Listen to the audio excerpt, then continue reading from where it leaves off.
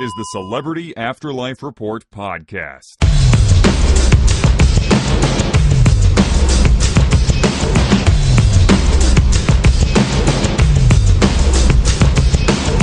Hey, how you doing? It's me, the Celebrity Medium, back with another edition of the Celebrity Afterlife Report. The only show you're going to find anywhere. Go ahead, lift rocks, look underneath, see if there's another show like this there. You won't find one. It gives you the up-to-the-minute gossip about all your favorite deceased celebrities. That's what this show does.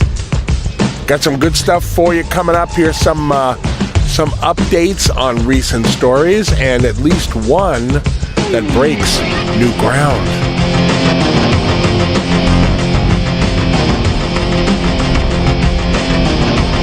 All right, let's get right into it, shall we? There's really only one person in the entire next world that I just really don't like. That person is Fred Trump, father of the American president, Donald Trump. He actually dragged me into one of his controversies a while back. That's a whole other story. Go look in the archives. I don't even want to get into it. Just take my word for the fact that I just don't like Fred Trump. Well, Mr. Trump Sr. is back in the news. He is opposing Martin Luther King Jr. and Adolf Hitler's gay relationship and their plans to adopt at least 2 children. He has started a campaign called Make the Afterlife Great Again. Now, this can't possibly be for political office. He can't be running for anything because there's no formal government in the afterlife. So I just don't know what it's all about, unless he just wants to keep his name in the spotlight, like his son. I don't know. But he's really rabble-rousing against Dr. King and Hitler, who is a completely changed man these days and has totally renounced his old ways. Now, King and Hitler are pushing back because they're saying there are no laws, which is true. Therefore, they can't be violating any with their relationship, and the relationship is none of his business anyway. But despite that, Trump is holding rallies to make the afterlife great again, and he brings up King and Hitler at every single one of them, and he makes a lot of nasty jabs about them being gay and so forth. And it's just overall really kind of an evil thing from what I've been told. It's really just kind of ugly. But it may be backfiring on him because back in the 1920s, Fred Trump was arrested at a Ku Klux Klan rally in New York City. Now, nobody seems to know exactly what his involvement with the rally was, but he was arrested by the New York police in connection to that. So the people who are opposing him being such a nasty SOB are kind of bringing all that up against him, and he does not seem to like it.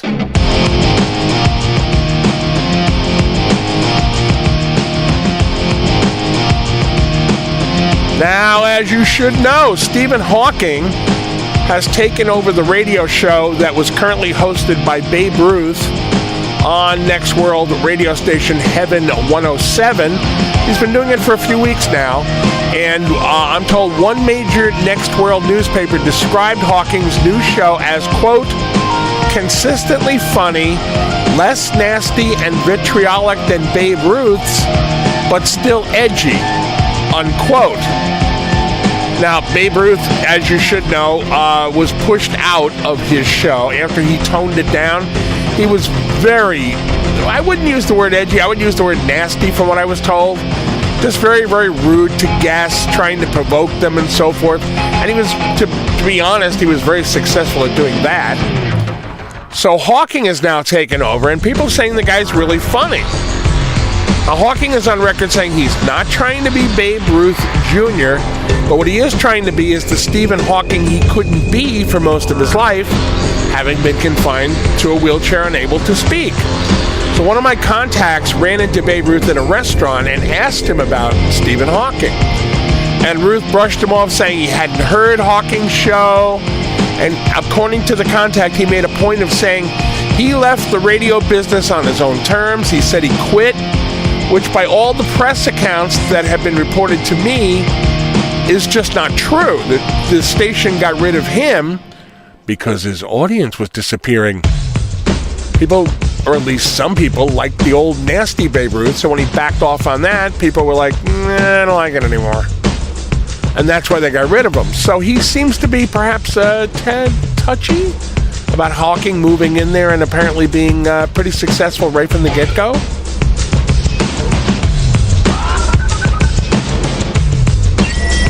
Now, you may remember Harry Anderson transitioned to the next world not very long ago, about a month or so ago?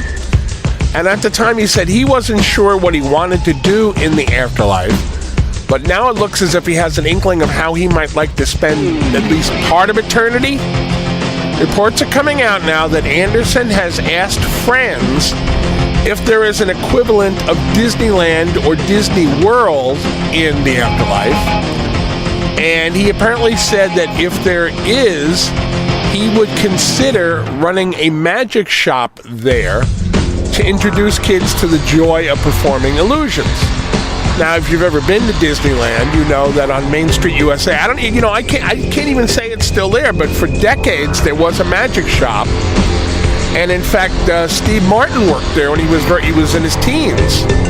He worked in that magic shop, and he said that was his very first introduction to show business. Well, Harry Anderson is now saying that if there is a shop like that, he would very much enjoy working there and doing tricks for kids and giving them tricks they could learn at home and so forth. Now, here's the weird part. Despite the fact that Walt Disney has resided in the next world for many years, there is no such theme park. Wouldn't you think he would have gotten to work on that by now? It seems like a strange absence.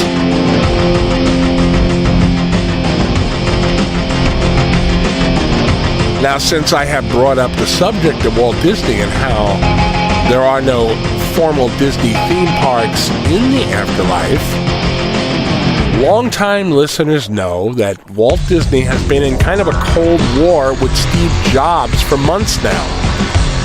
The two of them jointly took over what was called Trump City for a while, which is a gated community, or was a gated community, that the aforementioned Fred Trump was operating. He was operating it as a whites-only community, and Steve Jobs and Walt Disney took it over, and they changed the name to Mediopolis, and then they got into a feud about what the direction of the town should be.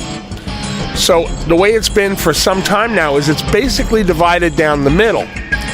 The front end is kind of like Main Street USA, like I was describing to you from Disneyland, and that's Walt Disney's little venue. And in the back is a high-tech research and development center, which is run by Jobs. And they just have not crossed over the two halves of the town for the better part of a year now.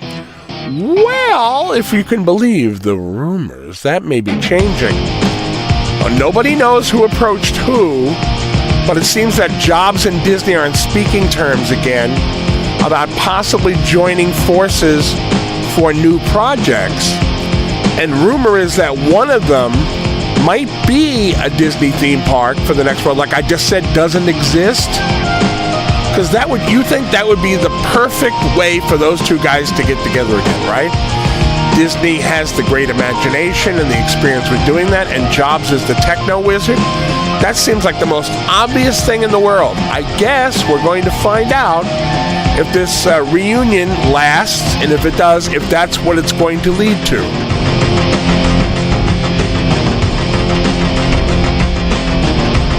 And with that cliffhanger, I'm going to wrap this bad boy up for this week.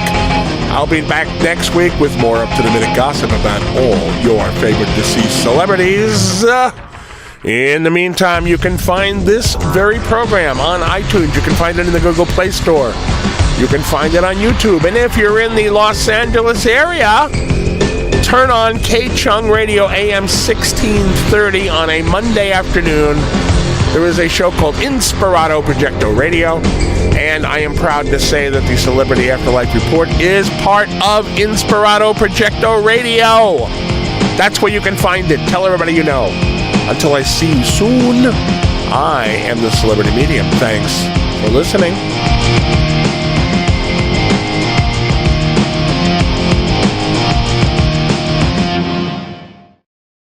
You've been listening to the Celebrity Afterlife Report podcast. To ask a question about your favorite deceased celebrity, call 818-3-MY-DREAM. 818-3-MY-DREAM. 818-369-3732.